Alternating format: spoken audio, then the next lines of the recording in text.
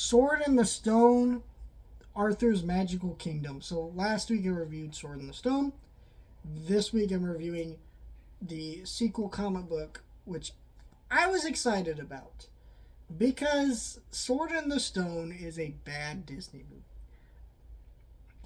No offense to people who grew up with it. I grew up with it as well, but it's a bad movie. However, it is a story ripe for expansion. At the end of that story, Arthur becomes king, and that's how the story ends.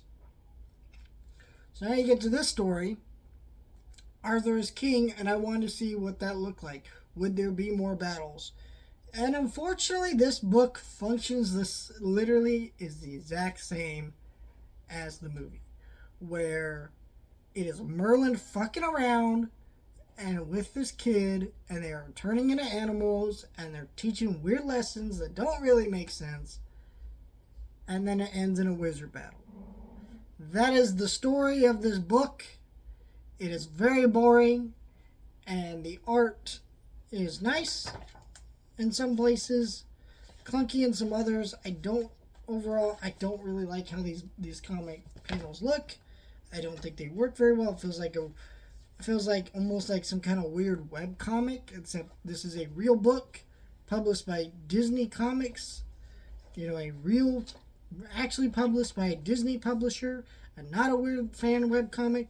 But that's exactly how it feels, especially with this character here, which is related to her here, and her design is terrible, and so it just felt like this weird fan-made comic that didn't advance the story, didn't do anything interesting.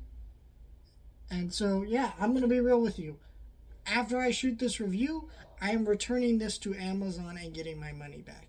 That is how much I did not enjoy this book. I don't recommend returning books to Amazon like that, but in this case, I felt like this was such a misleading buy.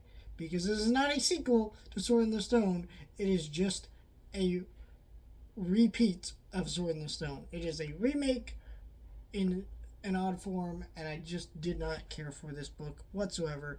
It was garbage.